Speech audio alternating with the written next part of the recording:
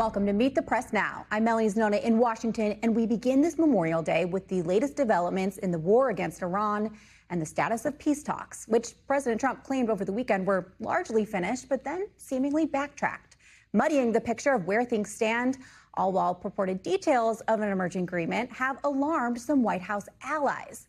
This morning, President Trump participated in a wreath-laying ceremony at Arlington National Cemetery at the Tomb of the Unknown Soldier in commemoration of Memorial Day.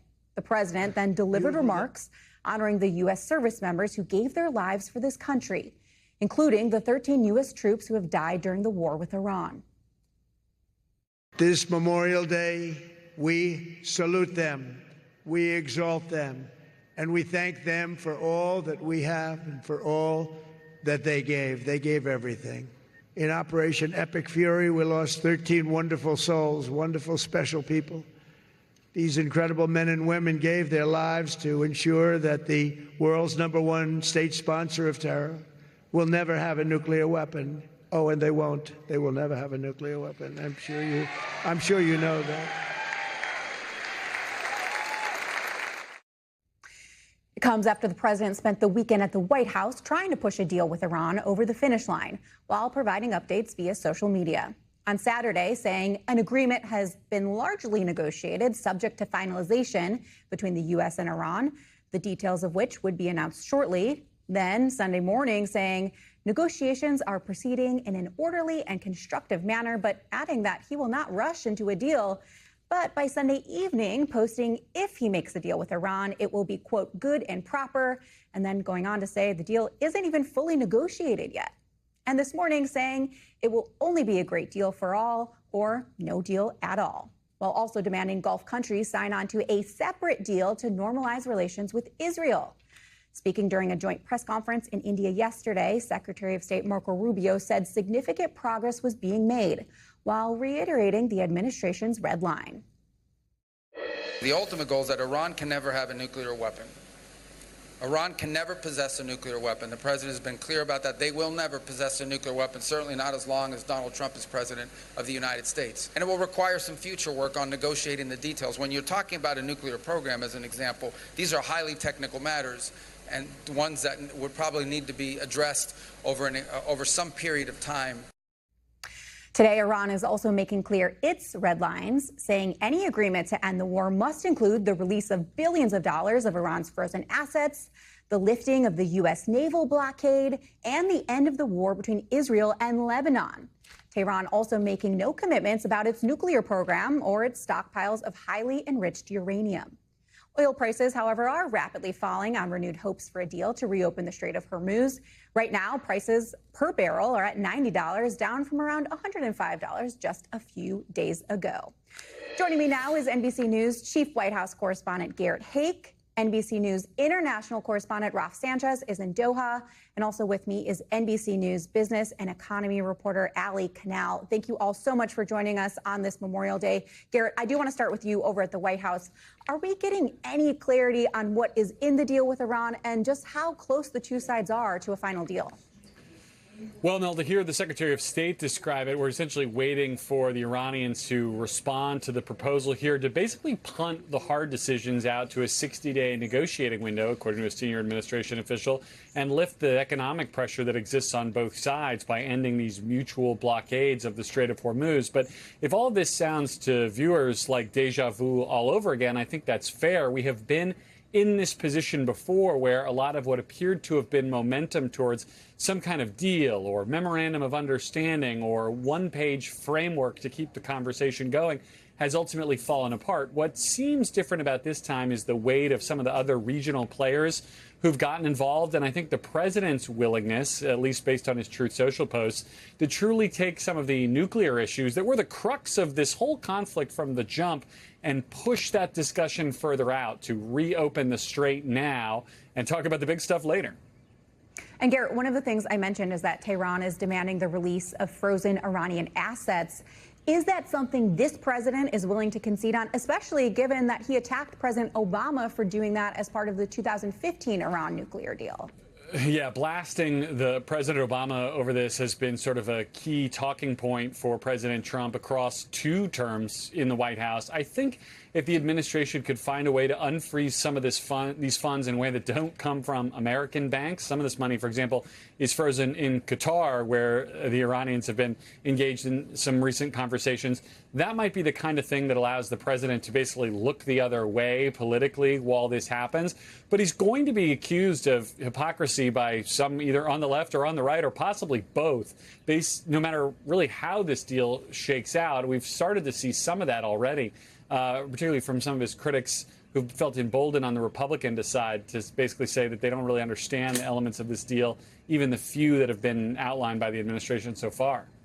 Yeah, I want to follow up on that Republican criticism that you mentioned, because over the weekend he got some pushback from some of his own typical allies, including Senator Lindsey Graham, also Roger Wicker, both of them questioning some of the reported details of the deal. So how much do you think that the president is actually listening to the concerns of members in his own party? Well, I suppose that here I would point to the difference between hearing and listening. He's definitely hearing it. He's been responding pretty aggressively on social media. He is aware of the criticism. Whether it's ultimately affecting his decision-making process is another matter. And it's important to note he's basically getting 2 sets of criticism here from folks like Graham and Wicker, who you pointed out, who are saying that the point of this was to go really destroy the Iranian nuclear program, significantly set back their missile program. That work, they believe, has not been done. He has other critics in that caucus of defeated or retiring Republican lawmakers who've questioned other elements of this deal or even the Iran strategy more broadly. I don't know how he satisfies all of them and still extricates himself from this situation. I think that's part of the reason you've seen such delay and this sort of strategy of constantly extending the timeline on these talks, looking for a Goldilocks solution that may not exist. Garrett, thank you so much for breaking all of that down. Rafa, I want to get over to you. You're in Doha right now. That's where Iran's top negotiator is. So what do you know about those meetings, and what are Iranian officials saying about what is or is not in this deal?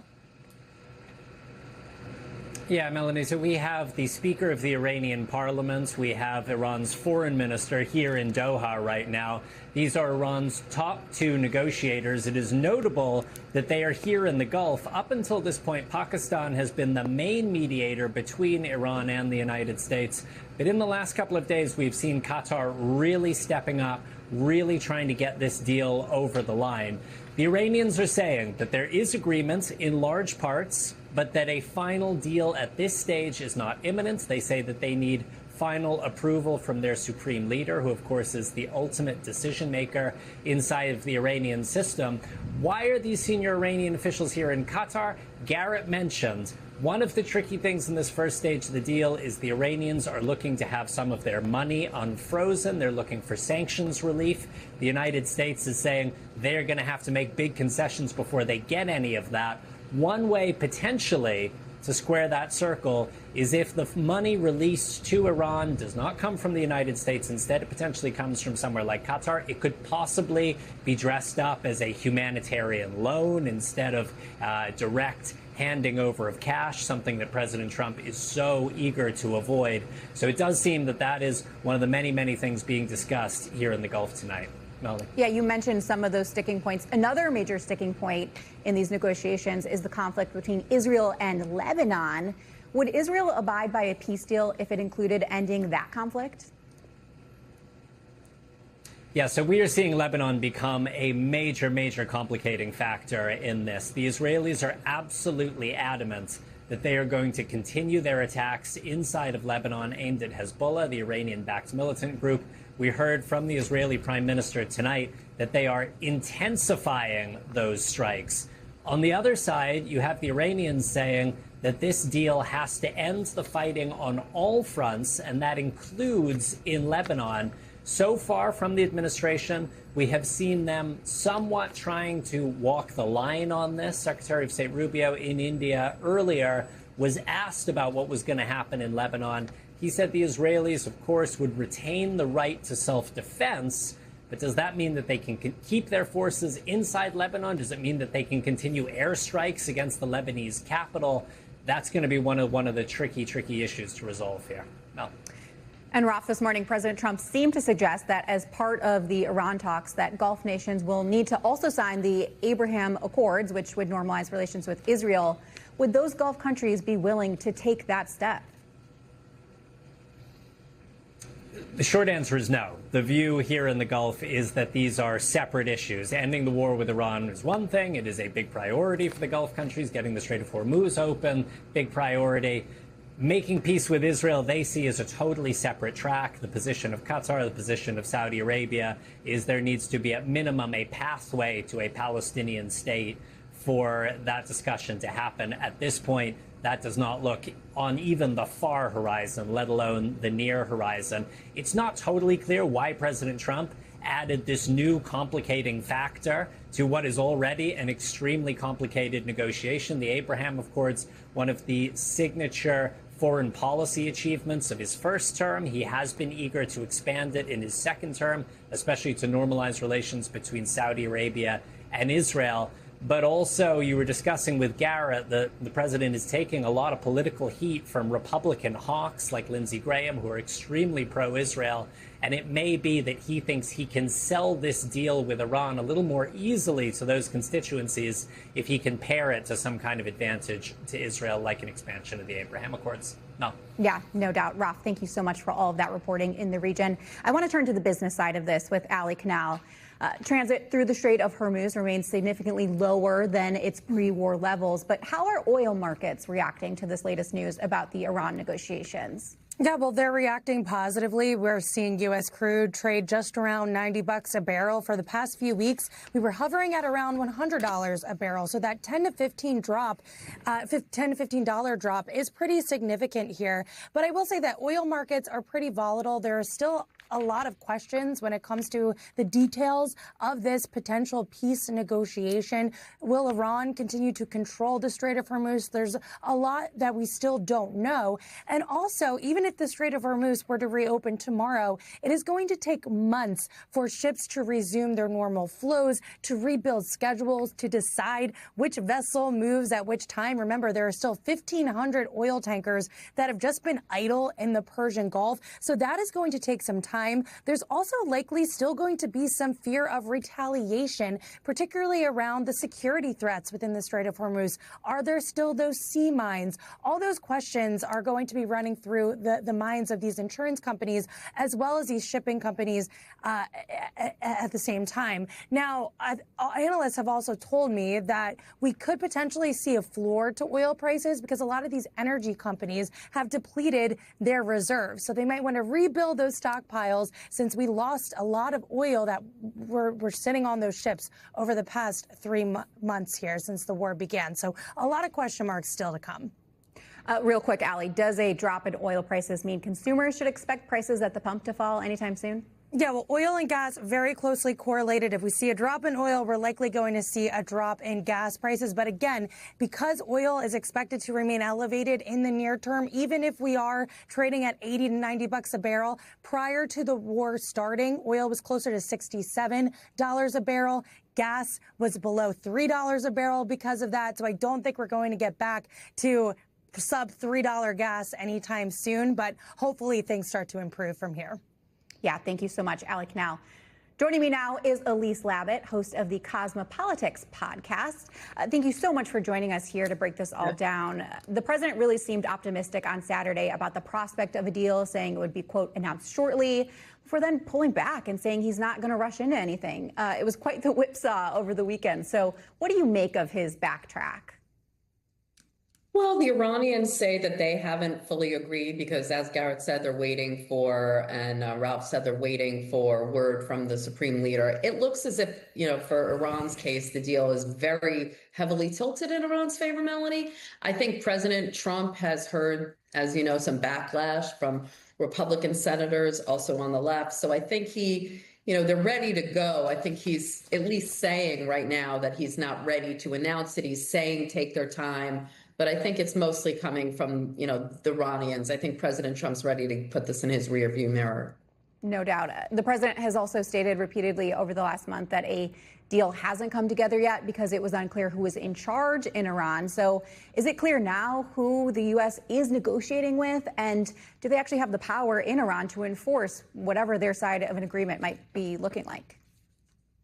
Look, I think that's kind of been a little bit, oversold, the idea that they don't know who's running Iran. Yes, there is a lot of chaos in the regime since the killing of the supreme leader, Ali Khamenei. But there is, a committee, if you will, about 5 or 6 leaders, some in the IRG, some clerics, the Speaker of the Parliament, Ghalibaf, and then there's the Supreme Leader. So everyone kind of comes together in consensus, and ultimately the Supreme Leader has the say. It's really just whether the Iranians feel that they have the terms to come to the table and make a deal. I think it's really up to the Iranians right now. It's pretty clear that the U.S. Is ready to make a deal. The Iranians just thought if they could survive, and they have, that they can frame this as a win. And when we hear about what's in the deal, which is a lot of lifting of the sanctions, a lot of unfreezing of the assets, lifting of the blockade. Yes, they would have to open the Strait of Hormuz, but the nuclear deal, they've pushed it till after everything is settled with, the maritime traffic. And so the Iranians are really masters at dragging these negotiations out. So everything is really kind of front loaded for the Iranians in terms of demining the strait, opening up the Strait of Hormuz. They really don't have to do anything until they get some of those things. It's really once those 60-day negotiations start for an actual nuclear deal, it's going to get more complicated. And if you remember, the nuclear deal that the Obama administration signed with the Iranians took 2 years to negotiate. So once that maritime traffic opens and once some sanctions are lifted and assets are unfrozen, I think these negotiations are going to drag out a bit. Yeah, you mentioned the deal that was struck underneath President Obama. And based on what we're hearing, this deal could actually end up looking pretty similar to that Iran nuclear deal, the JCPOA, that was negotiated under Obama, which President Trump has criticized for providing Iran with sanctions relief. Do you think sanctions relief, though, is sort of inevitable as part of these negotiations? Once you kind of go down that road and you release some of the assets and you lift some of the sanctions to get some of the concessions from Iran, it's really hard to put the genie back in the bottle. Ultimately, Iran's not going to get everything until it suspends its nuclear program, until it hands over that highly enriched uranium. The Iranians have shown some signal that they're willing to do that. They may not hand over everything. Maybe they'll do it to a third country, such as Russia, which has been discussed over the last few years. But I think, the Iranian economy is really in shambles. The Iranian regime knows it has to do something. This situation isn't sustainable for the Iranians as well as the world economy. So I think once you get this initial kind of ceasefire in place where the Strait of Hormuz opens, yeah, that deal is going to look very much like that JCPOA. There's a little bit of question as to how many years would be a moratorium on Iranian enrichment. The original deal was 15 years. The Trump administration is looking for 20. The Iranians were looking for 5. I think they'll probably come somewhere in the middle. And so, yeah, that deal is going to look a lot like the JCPOA. Of course, President Trump will find a way to frame it as a victory for him, and the Iranians will find a way to frame it as a victory for themselves. But as we said, the deal is pretty heavily tilted right now in the Iranians' favor. Elise Labott, thank you so much for your insight and analysis. We really appreciate it. Coming up, the very latest in the investigation into yet another terrifying incident of political violence in this country after a gunman opened fire at a White House security checkpoint over the weekend. Plus, base politics. New polling shows a significant erosion among the president's most fervent and reliable supporters. We'll break it down and dive into what it means heading into the midterms. You're watching Meet the Press now.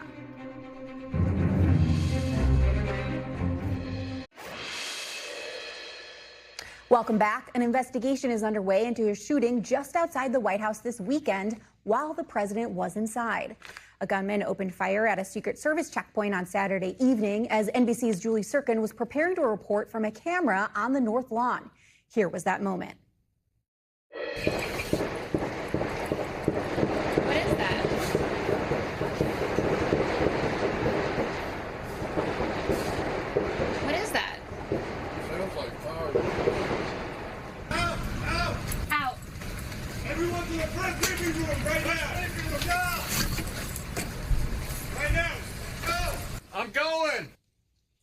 According to the Secret Service, 21-year-old Nasir Best pulled a pistol out of his bag and began firing at officers. They returned fire, killing him. A bystander was also shot and remains in the hospital. The shooting comes just a month after a gunman reached security at the White House Correspondents' Dinner. The Secret Service director praising officers for operating, quote, heroically in a heightened political threat environment. NBC News legal affairs reporter Gary Grumbach joins me now. You've covered so many of these incidents of political violence over the past just few months alone. But I want to start with this incident. Do investigators believe that this incident was politically motivated, Gary? It doesn't appear that way. This was an individual that was known to law enforcement around the White House. In fact, he had a stay-away order issued by the Secret Service, but those are only effective if the person that's given that order actually does indeed stay away. Last year, this man was arrested on a charge of unlawful entry after he tried to walk into a restricted area near the White House. He often walked around the White House asking folks how to gain entry into that location. And at one point, he was actually even committed to a mental institution for blocking vehicular traffic to the White House complex. So this is a tough situation here. Clearly, this was a mental health issue, and luckily it did not turn out deadly for anyone else involved in the situation, Mel. Yeah, I also want to ask about that bystander I mentioned who was also shot. Is there any update on the condition of that person? Yeah, a bystander, an adult male, was also shot. It's unclear by who, whether it was by Best or by Secret Service officers when they were returning fire. But he was taken to a local hospital. We were told by the Secret Service he is expected to be okay. Again, these were 30 shots that were fired in both directions here. We're very lucky we're not talking about a more serious situation here. And as I mentioned, this happened just a month after the shooting at the White House Correspondents' Dinner. You and I were both there for that. The White House is also preparing to host a UFC fight. So are there concerns about whether the White House can be secured for an event of that scope right now?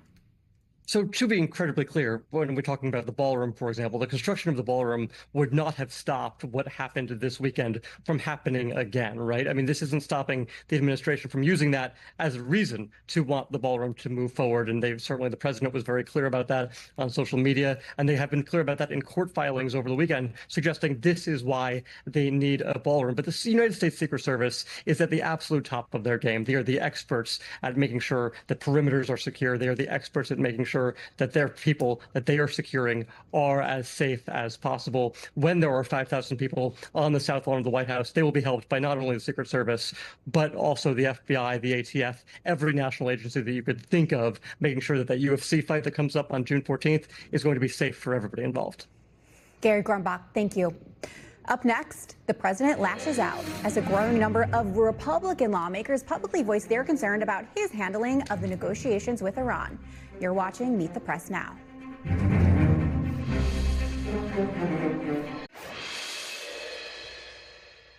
Welcome back. President Trump was already dealing with a growing revolt within his own party over some of his own priorities, including a White House ballroom and the new $1.8 billion so-called anti-weaponization fund.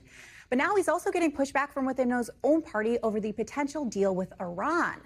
The president posting online this morning, "I laugh at all the Democrats, rhinos, and fools who know nothing about the potential deal I am making with Iran," adding that Republican lawmakers like Senator Bill Cassidy and Congressman Thomas Massie, who lost their recent primaries after the president mounted fierce campaigns against them, should, quote, "go home and rest. They do nothing but create division and loss. In other words, they are losers."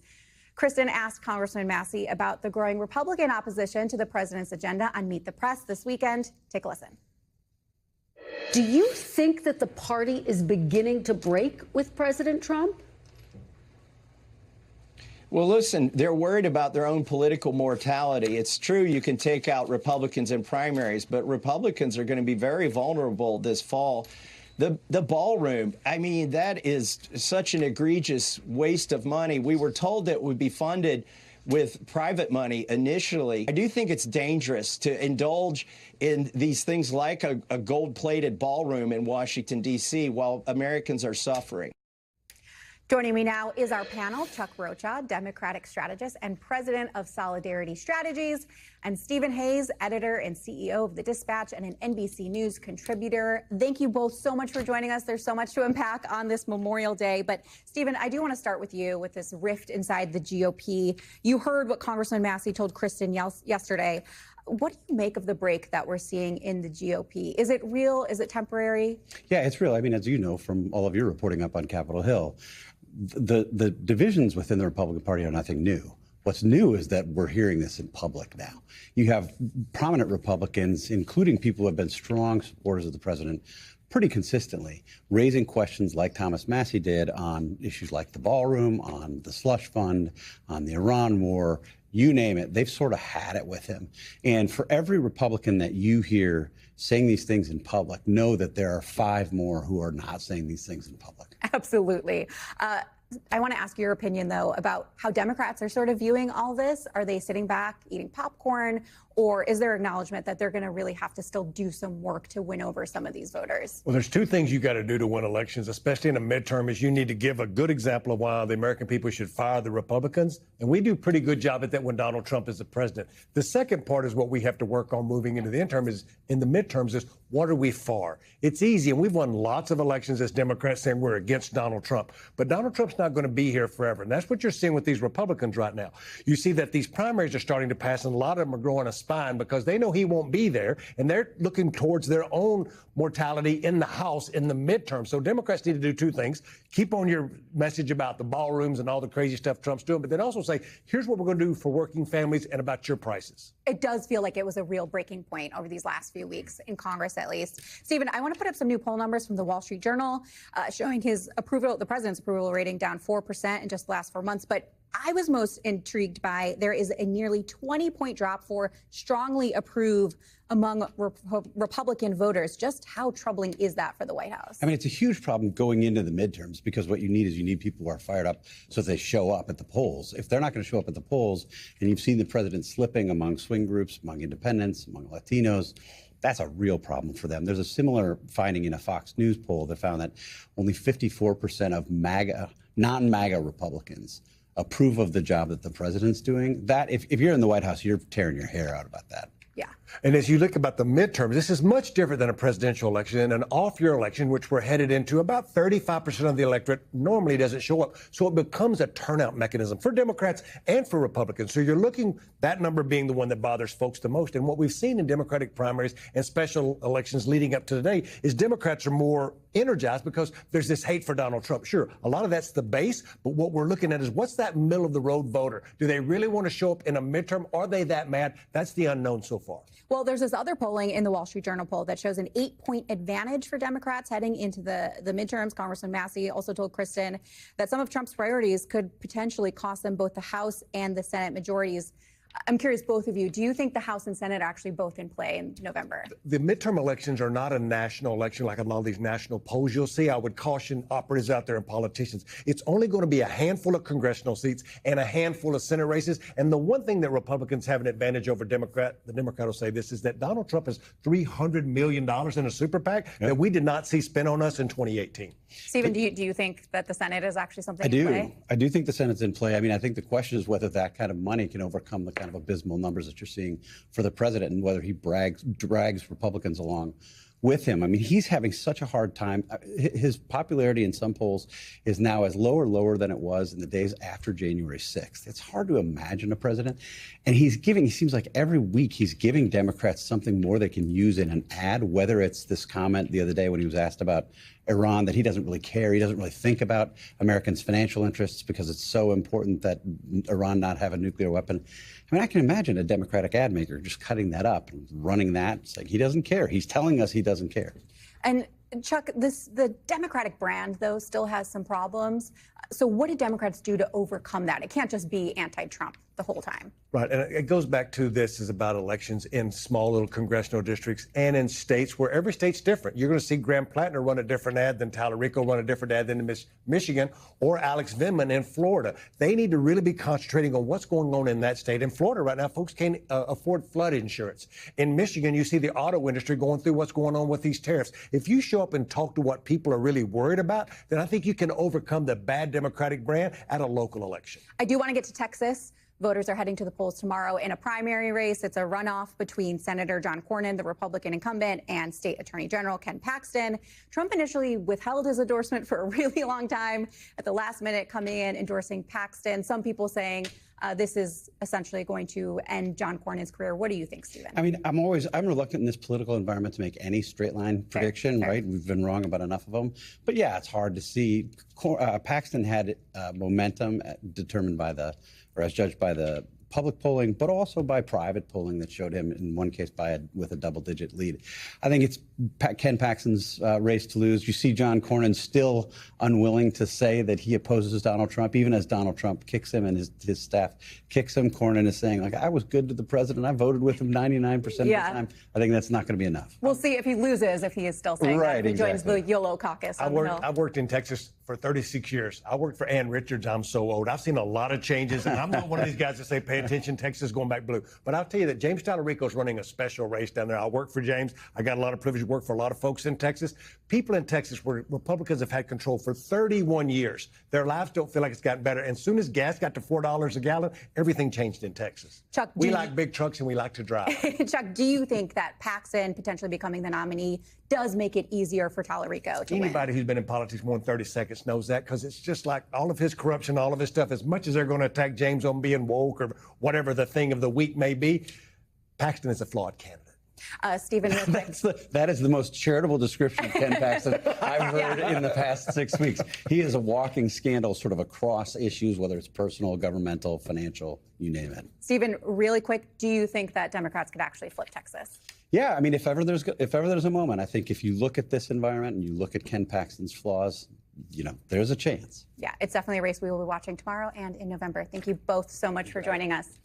Up next for us, though, we have some positive developments out of the Orange County, California, where tens of thousands are under evacuation orders over the risk of a devastating explosion from a storage tank full of toxic chemicals.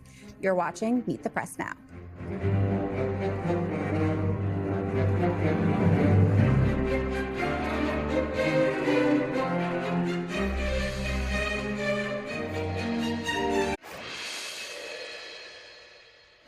Welcome back. Some positive news in the ongoing effort to avert a devastating chemical explosion in Southern California.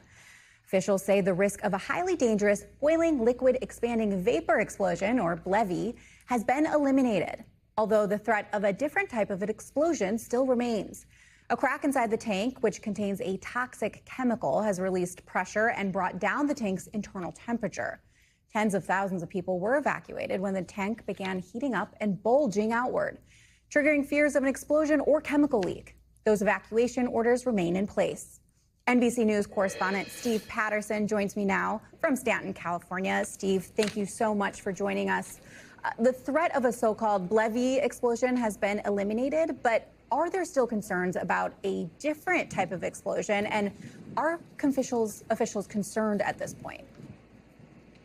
Yeah, Melanie, I just spoke to some of those officials. The chief on scene here, we were talking about safely storing that chemical. He told me the company usually stores it at about 50 degrees or so. Right now, it's reading anywhere from 92 to 93, which is, of course, better than the 100 degrees that they were reading yesterday, but it is still really bad. So, of course, the ignition point for an explosion still, of course, on the table, as well as, not to mention, the chemical that's in there could leak out. Even if there's no explosion, that tank could still fail, leak everywhere, cause this huge environmental disaster. And those vapors, of course, if they get into the air, they're not only an irritant to humans, they could be a toxin to humans. So I asked him about the timeline for getting residents back. He says right now they are just focused on safety. Take a listen to this. The BLEVE, our evacuation zones, had to be this big because of the data, the specifics, and the detail we have. Now that's off the table. So now we're looking at what is the data, the details of the specific state for a fire or small explosion. What does that evacuation zone look like? So right now, that's what they're doing. They're starting to look, what is that going to look like? So they're actively doing that. Again, no timeline on when those residents can come back, but we are hearing they may be close with the reduction sort of that BLEVE. That means that maybe the outer edges of those evacuation zones might start having a plan in order to get those residents back, but nothing as of yet. Melanie? I know we keep throwing around this term BLEVE. Break down for us, what is the difference between a BLEVE explosion and the type of explosion that is still potentially possible? In simple terms, Melody, it is magnitude. A Blevy explosion, first of all, it's just going to be way bigger. It's the reason why the evacuation zone encompasses 50,000 people, all these businesses, all these schools, all these evacuees now out of their homes because of that size. The other one is the thermal pathways that trigger the explosion releases vapor. It's called a vapor explosion. Those vapors, again, are toxic. They're irritants to the skin, to the nose, to the mouth, to the eyes. It can cause dizziness, nausea, vomiting. You can have people that have real respiratory issues as well because it can infect your lungs. All of that may still be possible in a smaller explosion with a much smaller radius, but we know it's going to happen if there's a Blevy explosion. So the fact that that is eliminated is tremendous, and it is a much, much different situation on the ground. Now they can start to talk about possible solutions, getting more coolant on the chemical inside so they can eliminate this whole thing in the first place. But again, they are still hoping and still keeping people out of their homes, hoping that they can have a solution soon. Melanie? Steve, thank you so much for all of that reporting. Still to come, though, on this Memorial Day, a bipartisan group of lawmakers, including the last 3 Vietnam veterans serving in Congress, gather for a quiet act of service and remembrance. My conversation with some of those veterans is next. Memorial Day is not a sale. It's not a celebration. It's a remembrance. And we have gotten away from that a little bit. The fact that we can talk or do whatever we want to do, and so to speak, that was earned by blood and sweat from those folks that gave it all. Welcome back. As Americans across the country commemorate Memorial Day, last week, some 24 members of the For Country Caucus, a bipartisan group of military veterans serving in Congress, participated in an annual event to clean the more than 58,000 names etched into the Vietnam Veterans Memorial Wall in an act of remembrance for those who gave their lives. That group included the last 3 Vietnam veterans in Congress, Congressman Jack Bergman, Jim Baird, and Mike Thompson. I had the opportunity to sit down with 3 members who participated in that event. I began by asking them what was going through their minds while washing the wall. For the longest time, it was a very hard thing. Before coming to Congress, I had a hard time going to the wall, just because of the personal connection. Thankfully, thanks to Mike Wall's leadership and For Country Caucus, they've created an annual event that more people are getting involved with, and it's emotional, but I believe it's productive, and especially the way the media has taken it and shown the American people what we're really doing. This is not a political event. So is it easier to go to the wall now?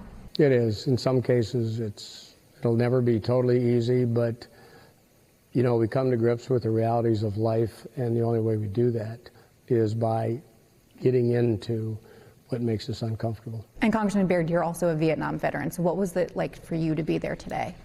It's a emotional experience. It took me 30-some years to go because I was afraid of how many names I might see on the wall that I knew. But in the end, it was a healing experience, and it was a very emotional experience. And I take every opportunity that I've had in recent years to make sure that the Vietnam veterans understand that they did a great job. They were good soldiers, and I enjoyed serving with every one of them that I served with, and I would go back and do it again.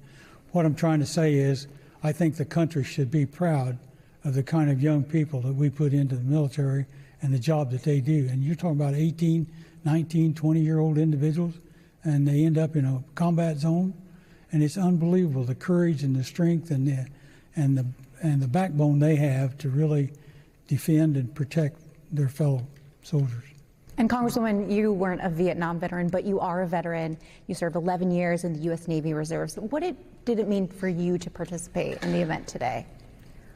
Well, it was deeply humbling, and it was a true honor to be alongside Jack and Jim at the wall. There is no greater love than the love that leads a person to put their life on the line, to give their life to our country. And the memorial it's an extraordinary thing because Americans from every corner of our country came together to pay tribute to this heroism, and that's what it is. It was a humbling experience, and one that I hope every American can share in. And there's only 3 Vietnam veterans left serving in Congress, Congressman Bergman and Congressman Baird being 2 of them. What is it like for you guys? Do you have a small community? Did it used to be bigger? Well, they're not making any more of us. So, you know, when I got here, 10 years ago, there were a few more Vietnam veterans, but they've all retired. There's none in the Senate. It's up to us, I believe, as the remaining few, to make sure we understand what the next generation of veterans has gone through, the Mike Walls of the world and the OIF, OEF veterans, and how we make sure that it's not just about World War II, it's not just about the Korean War, it's not just about Vietnam, it's about the sacrifices and the price paid. And we do, I think, a pretty good job with the veterans in Congress. Whatever, Democrat, Republican, doesn't make a bit of a difference. It's understanding what we've been given by the sacrifices of others. And just generally, how important is it to have veteran representation in Congress? You know, I love working with these 2, and I came early in my career. I had a chance to work for Senator John McCain, and what you see in the trajectory of Congress, it used to be that the majority of members had spent time serving in uniform. And today, we have a lot of work to do to recruit and retain people who have served in the military. And I think the reason I love working with veterans in Congress, it's a mission-focused group. It's a group that, in a very noisy place, with a lot of noise, it's a group of people who tune that out, who stay focused on the mission, and who know how to work with anyone. And that's one of the gifts that the Navy gave me. It was one of the things I love most about serving, that you don't think about the ideology of the person to your left or your right. You get to work and you stay focused on the mission until it's done. Yeah, veterans operate a different way than maybe civilian folks, right? Oh, we're a little bit more mission focused, and we'll call baloney if we see baloney very quickly. We don't suffer wasting time. And I'm sure you see a lot of that up here on Capitol Hill. They're masters. But that's one reason I joined for Country Caucus, because there's a bond between veterans that you just can't explain, but it's there. I have friends all over the United States that I could call that would be here if they thought I really needed them. And so that bond, and that's what the For Country Caucus does, is try to capitalize on that and plant the seeds that we do need to work together. You know, this place operates the best when you can compromise and get together, and it may not, you may not get everything you wanted, but the product is a result of everyone participating. So I think that's an important part of this mission. And it seems that bond transcends political lines. It's not partisan. You're a Democrat, 2 of you are Republicans. Talk to me about reaching across the aisle and how maybe it's perhaps easier amongst veterans to do that. It's kind of like a family, you know. You can see brothers and sisters fight, but I'd encourage you not to get in that fight, because they are brothers and sisters, you know. So I feel that a little bit that way about veterans. We stand for each other. We hold each other accountable. Mm-hmm. And that's important, because we were trained. You have to, there's a phrase in the Marine Corps, the Marine doesn't fight for themselves, they fight for that Marine on their left and their right. And that's what we do. We bond together and hold each other accountable and be a step above what we have seen here, unfortunately, too much of in D.C. We're better than that. I do want to dig into some of the legislation. I know you guys have worked together on some bills before, but Congressman Bergman, you've been a champion of mental health support for service members, for veterans. You've talked about how difficult it can be transitioning from active duty to civilian life. What is some of the progress we have made, and what more needs to be done to try to meet some of those needs? Well, as odd as it may seem, because I've never taken an illegal drug in my life, I'm the Republican lead for advancing psychedelic therapies. And I thought long and hard for a couple of years before getting involved, but for me there was one driver: suicide. My co-lead on the Democrat side, Lou Correa, and I came in as freshmen together, and we are as tight can be on this. And over the last 3+ years, we've had great advancements. The most recent one being the executive order that was written advancing the opportunity for psychedelic therapies. 20+ suicides a day in the veteran community. Waiting is not an option. I mean, I'm sure Jim would speak to this, but we saw too many of our fellow combat veterans in Vietnam come back and never assimilate back into society.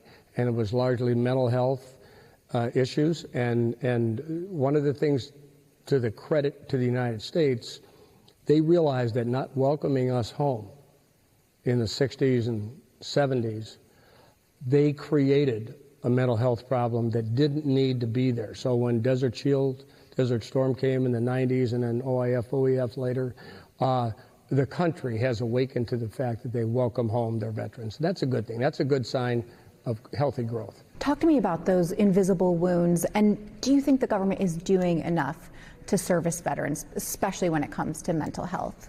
I don't know what you would call enough. I'm not sure that you ever feel enough, but I do go to this, and continuing on with what the general said, I've been involved in agriculture all my life, and so there's a piece I get out of being a part of that. But we've created in the Farm Bill, and we just passed that out of the House, for example, but in that Farm Bill, we created an environment that allowed young veterans or returning veterans to get involved in agriculture. And I think the peace you obtain from working with the land and growing products or growing livestock, there's a piece there that helps mental health. And so continuing on what he said, I think all of that's important. And Congresswoman, what are some areas that you see as ripe for bipartisanship when it comes to potential legislation as it relates to veterans? Well, I'd say two things. One, we have a lot of work to do to fulfill what I think is a sacred obligation to our veterans, to our service members, and our military families. And when I think about healthcare, we're the richest country in the history of the world. No American should go without the health care they need, when they need it, and where they need it. And on mental health, mental health care is health care, period. And that is a bipartisan principle that Congress laid down more than 2 decades ago. How can we get the rest of Congress to embody that sort of bipartisan spirit? You think we should draft them? That's a little inside humor here that we need to put them through some kind of a boot camp, see if they'll survive. I'm sure the Speaker would love that for some of his members. I want to wrap up here by just asking each of you, what is your message to Americans this Memorial Day? I'll start with you. Always remember, appropriately, those who gave it all. They gave their today so you could have your tomorrow. And never make light of it, honor it, and then, after you've done that, then celebrate their service in appropriate ways and never make it, partisan. Congresswoman? We are who we remember, and Memorial Day is a time to remember the men and women for 250 years who have given their lives to each and every one of us. It's an extraordinary inheritance, and the way that we honor that is by remembering and by living up to the sacrifice and the devotion that each and every one of them gave to us. And America needs every citizen right now to step up and to be a part of this. 250 years is a long time for any republic to have existed. And the way that we keep this experiment, this fragile, extraordinary experiment, unlike any other the world has ever known, is by ordinary people who believe in our Constitution, who believe in one another, stepping up and being a part of this. And Congressman Baird, I'll give you the last word here. So I think the fact that we carry on in memory of what they sacrificed and gave their whole life for, that we have a responsibility as Americans to continue that on and to protect what they fought for, and I certainly intend to do that. I want to thank Congressman Bergman, Baird, and Goodlander for their time and for their service. That does it for us today on this Memorial Day. We're back tomorrow with more Meet the Press Now, and there's more ahead on NBC News Now. We thank you for watching, and remember, stay updated on breaking news and top stories on the NBC News app or watch live on our YouTube channel.